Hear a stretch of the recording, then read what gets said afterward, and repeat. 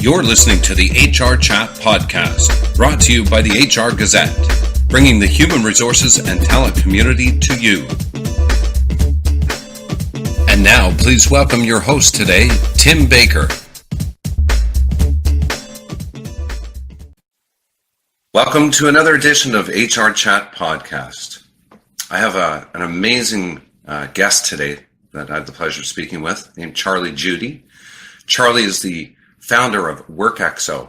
He describes himself as a workplace genome mapper, culture liner, and growth generator. He's located in Chicago, Illinois. So, Charlie, welcome to the HR Chat Podcast today. Yeah, thanks so much for having me, and hello, audience, whoever you may be or whomever you may be. Glad to be here. Fantastic. Charlie, you and I have been connected through our social networks in the HR and talent world for actually quite a while. But we finally spoke in person and then met in person this past June, 2016. And it was a pleasure meeting you and great chatting with you. So I'm really excited to have you tell our audience a little bit more about you, how you came to be where you are and what you do, and more about HRchat. So tell us a little bit about your career history and how you came to be where you are now and doing what you do now. Sure, yeah. And before I do that, let me echo your sentiments, Tim. I mean, it always amazes me, how much time we collectively spend kind of interacting in the social media sphere, and it's increasingly less about just interacting and more about, kind of sharing knowledge and, advancing the conversation for whatever our cause may be. And then how long it takes for us to actually, kind of meet face to face. But I'm always amazed by when in fact that happens, how quickly you kind of pick up from where you left off. I mean, it's almost like seeing a good friend from high school or college. You kind of dispense with the small talk pretty quickly and just get down to business. So it was great to see you as well, and I think highly of what you're doing and HR Gazette, et cetera. So thanks for having me again. Well, thank you for saying that. And you know what? I agree that those of us that really leverage social media as a community catalyst or whatever you want to call it, very genuinely, that when you do meet someone, you're like, yeah, that's the guy or the person I've been communicating with for a while. Yeah. And that's exactly very authentic. So, yeah, sorry. Yeah. So please tell us a bit about yourself. Yeah, sure. So, and just kick me in the shins if I'm taking too long here. I've had too long of a career already. I wish I were closer to retirement than I am. That's me being perfectly authentic with you about work. I have been in the world of work for 25 years or so now. Most of my career was spent in, I guess, what I would describe very generally as traditional corporate America. I actually started my career as a CPA, and spent most of it working for some of the world's largest professional services firms, but by accident fell into human resources about 7 years into my career. Liked it enough for all of, I think, the right reasons to pursue it as a full-time career, and kind of did that then over the balance of those 25 years. I have done everything from recruit to manage projects to deal with HR technology to generalist work, and my last role, I was the chief HR officer for about a 2,500 person organization, headquartered here in Chicago, but throughout the United States. And left about a year ago to found this company, which we call HRchat, with two of my partners, Maddie Grant and Jamie Notter. Please look them up; they're awesome. There are a variety of reasons why a year ago was the right time for me to be doing that. But mostly because I could no longer ignore the the itch to build something, and to build something that I'm really passionate about. Which is really about affecting the future of work, and informing the future of work, and mobilizing the future of work, and kind of bringing others along with us. I feel like we, or have felt like we, in the world of work, are extremely intuitive about what matters and what makes sense, but we're slow, and maybe even sometimes ignorant to actually implementing and making it happen. So that was kind of the genesis of WorkXO, and I'll just pause there and get into a little bit more detail, obviously, around what we do, but hopefully that answers kind of who I am, where I came from, and how we got to where we are today. That's great. I'm always interested in people's stories about their career path, how they came to be, their story. And I mean, anyone that's spent a little bit of time speaking with me knows that mine has been a winding road. I think that offers, much like yourself, a lot of diverse perspective on in our case the world of work and whatnot. So it's that's great. That's fantastic. And I love how you said, you couldn't wait any longer to do what you were passionate about and build something and say, this is what I want to do. And that's always a great sort of, I guess you could call it an aha moment, or that now's the time. The time is now. Let's do this. So yeah, it's interesting. I think despite the fact that I spent 25 years, in the trenches, so to speak, I don't know that I ever did a very good job of paying attention to what I really like to do, or really qualifying what it is that I like to do. Like I had ideas about what I like to do, and it was easy for me to run to certain things, which maybe were less about what I like to do and more about what were easy to do. I think we sometimes mix those two things up, and so I too am interested in anybody that's kind of gone through that journey of that kind of introspection and then kind of self-awareness around, well, holy mackerel, maybe. By the way, I haven't used that term "holy mackerel" since like 1967. So, but maybe I'm not doing what I really like to do, and so yeah, interesting journey. Sorry for the sidebar there. No, that's what these conversations are all about. I think it's I'm in that phase right now where, and I'm glad that you said that, because now I've got to write this down, because qualifying sort of what it is that that combination of what I love to do and what I'm good at doing. One of them being actually what I'm doing right now is I enjoy, anybody that knows me knows that I love to talk. And so that's why I said, let's do some podcasts. I can write and I love to write, but I'm not usually in the frame to do it. I don't set the time aside. But to talk, I can do that all day. Yeah. So I'm in that phase too right now, and I'm in a phase of discovery as well, which is fantastic, and I'm loving it. Cool. So I'm looking through, and you and I have talked before, but and a little bit in depth about WorkXO and what you do and the great things you do there. Tell us a little bit more about the workplace genome and the 8 culture makers, and how that and what you do with that.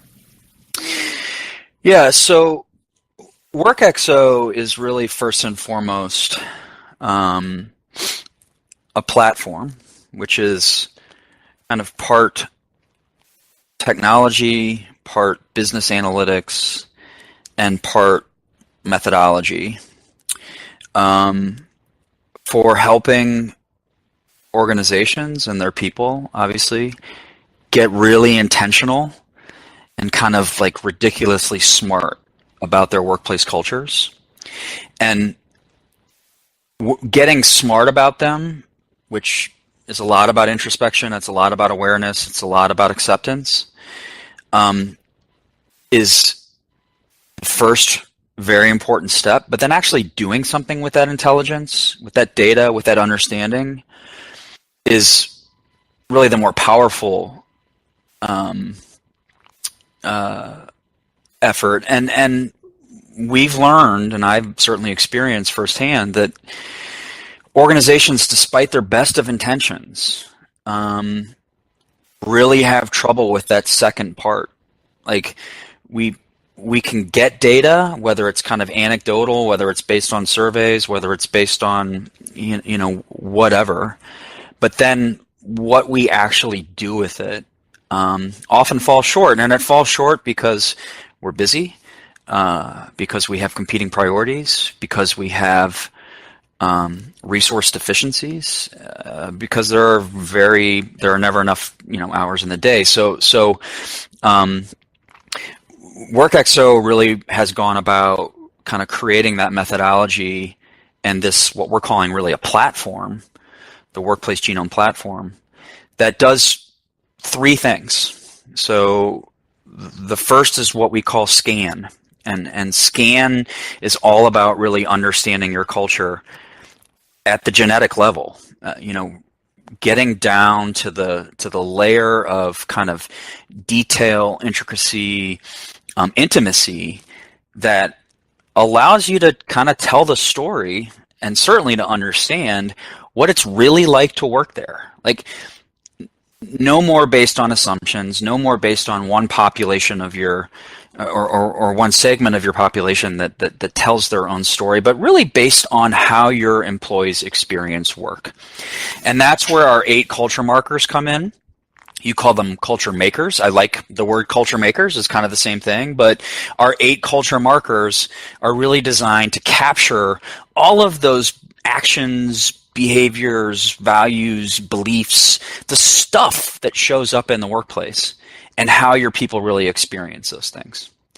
And once you've gotten that data, we help you then move into phase 2, which is called decode. And that's a process for really diving into it, understanding it, drawing your own inferences from it, teasing out the things that are really important to you, that really matter to you, that really resonate with you. And that's a distinctly unique process for every organization. So we go into that with no assumptions around what makes you or what makes your culture strong, because we think that's a relative conversation. We believe there is no formula for, or certainly there is no one formula for strong cultures. We no longer believe in this mantra that there is only one kind of best place to work. And we really want to go through the discovery process of helping you get to what matters to you, to your organization, to what you're trying to accomplish, to what will ultimately drive your success. So that's kind of phase 2. That's the decode phase. And then the final phase is where you kind of put your money where your mouth is, and we call it the upgrade phase. So scan, decode, upgrade. Upgrade is about actually creating a playbook. It's about actually putting some stakes in the ground and saying, this is what we're going to do to get intentional about our culture, and to get intentional about aligning our culture with the things that drive our success, not anybody else's success. And it's about attaching some timelines to it, and some to-dos to it, and some accountability points to it, and milestones, etc. WorkXO is there along the way to facilitate, to guide, to hold you accountable, not to do the work, not to even, we offer consultancy and advisory, but it's really more as a facilitator. We want you all to own and take responsibility for your workplace cultures. So that's our platform. That's the Workplace Genome Platform. I can talk specifically about our 8 culture markers and kind of, again, what they're designed to measure, but that at large is our approach. That's fantastic, and that was my error by saying 8 culture makers, because I can't no, that's read. okay. I like it. I'm going to start using that, man. We've got 8 culture makers / markers. There you go. You're welcome. No, that was my. Apparently, I can't read this morning. So because let's say markers. So anyhow, regardless, no, that's interesting. I went to an event last fall, I believe it was, or now I lose track of time. And it was here in Toronto, People Analytics. And, it's not that this was new, but you said it again, is that data, we've got data, and we plan to do things with it, but do people really know what it is, that not only what they should be doing with it, but what they can do with it? And I think that a lot of times when you see the data that comes out of, like you said, surveys or anything else like that, that there's an intention, or maybe not an intention, and I like that, to intend to do something, that power of intention, but that they have an idea of what they want to do with that data, but then may not realize what else can they do with it, and what else does it mean. And we see that happen all the time, where in research and whatnot, where I don't know, maybe it's a wrong analogy, but a drug company produces a drug that's for this purpose, but they realize that it also works for this over here. Sure. Yeah. And that's a great way to put it, is to really take a look. And the accountability part is huge, is that, and I like how you're not necessarily doing things for the organization, but you're there as a coach, as advisors, and to have that accountability structure, which is, I think, is huge, because as you said earlier on, people are busy, they have competing priorities, and if you have that accountability factor, you can really make things happen. Well, I think there's an evolution in even the conversation around workplace cultures, Tim, where that I think is really important, and it could be lost on many of us. But I think for the longest time we thought of culture as being kind of this touchy-feely thing that one was difficult to even describe or define in any sort of consistent terms, because kind of everybody had their own impressions of it. But there was this kind of underlying assumption that culture kind of takes care of itself. There was always some debate around does the culture come from the top down or the bottom up? And like many things in the world of work, we get caught up in these black or white propositions, which we all should be smart enough to recognize nothing is that simple. But I think what we're discovering is that, culture can grow organically. And it is shape-shifting based on every individual that touches your organization every day. But the risk is that it grows organically in a way that you don't need it to. It becomes the culture that is not going to optimize your success, because you haven't taken the time to really understand ultimately what drives your success. We have to stop making assumptions about the two or three things that make every organization successful, and start figuring out what makes us successful. And that requires, that requires some work, and it requires some work like every day. We're starting to see, chief culture officer roles showing up in organizations, and we're starting to see the word culture in people's titles, which I think is more than lip service at this point. I think we're seeing people that are literally devoting their energy, their resources, their attention to culture on a daily basis. If you think about if we were to carve out 1 or 2% of the time that we spend on managing a benefits plan and devote it to culture, what kind of effort or what kind of impact could we really make? Mm-hmm. So I like that evolution is happening, and that there's this kind of awareness now that, wait a second, we got to kind of stop saying the word, and we actually have to start doing something with it. That's fantastic. Yeah, that's great. That really, I often wondered, or I still wonder, but I'm glad you pointed out, it's probably, and from your experience too, that you see the word culture popping up now more and more in job titles and roles within an organization. But and I'd like to, and I'm going to believe that those people are actually, it's not just lip service, as you said. They're devoting their time to the area of culture and within the organization. And you're right, the time that's spent on benefits and those things because they are important to the people within an organization, the organization as a whole, that culture is as well. So why not spend that same time, that same energy, effort? And I think that we're seeing that happening.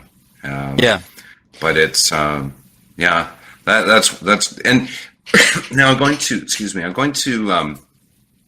we're kind of getting close to the end of the time, although I'm sure we could talk for another half an hour. Speaking at events, now tell us a little about some events that are coming up that we may see yourself and or WorkXO represented at. I know that in June, where you and I met for the first time was at the Employee Engagement Awards and Summit, which was a great event. I really enjoyed co-hosting that event. That was a lot of fun. And but tell us a little about some of the events that are coming up or that you may be speaking at, or opportunities where people can come and see you and WorkXO and that sort of thing. Yeah, well, let's see. So a couple things. I mean, obviously, speaking is something that we all, Jamie and Maddie and I, really enjoy doing. Mostly because it makes us smarter, and we get to hear lots of good things from people that are taking their time to listen to us, and so that's mostly why we do it. We host a monthly culture chat in the Twitter sphere. So it's hashtag culture chat, and it's the last Thursday of every month. And there's a topic, and it's pretty loose and free flowing and fun. And we'd love for you to come and just participate in that. That's a little bit like speaking, but more like a conversation.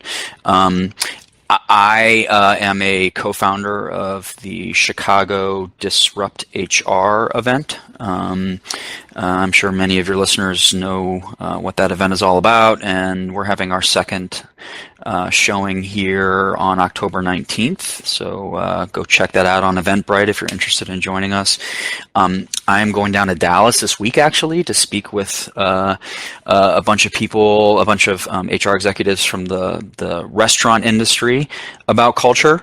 That one's probably booked up at this point. I will be at Ohio SHRM, the annual state conference for Ohio SHRM. I will be at the annual state conference for Florida SHRM. I will be at the annual state conference for Illinois SHRM. And we have a podcast series that we do as well. So you can go to our blog at workxo.com/blog and subscribe to that if you'd like. It's a little bit more intermittent, but it's just good conversations with good people about culture. That's great. Awesome. Yeah, no, I may just try to get down to Disrupt HR in Chicago. Yeah, we'd love to have you. It'd be fun. Yeah. But I've got my own one to plan here. As you know, I'm one of the co-organizers of the Toronto Disrupt HR. And we wanted to have one during the summer, but it just things got busy. So we're going to have one in probably, unfortunately, when the weather starts to get not so nice in Toronto, being end of November or so. But anyhow, the people will come. That's a fun event to do. I really enjoy doing that event. You get some diverse speakers, and yeah, it's a lot of fun. It's a great event. Yeah. And that's what we focus on. Is it's a fun event. It's very fun. Excellent. So before we kind of wrap up, tell people about how they can get in touch with you and learn more about WorkXO. I think that's probably obvious, but you can throw out your coordinates there. Yeah, I mean, first of all, this was an awesome feature for us. Like, I didn't expect it to be so much about WorkXO, and I appreciate your giving us the platform. Really glad to be connected with your audience on that front. Again, workxo.com is probably a great place to start. You can follow me in the Twitter sphere at HR Fishbowl. That's all one word, of course.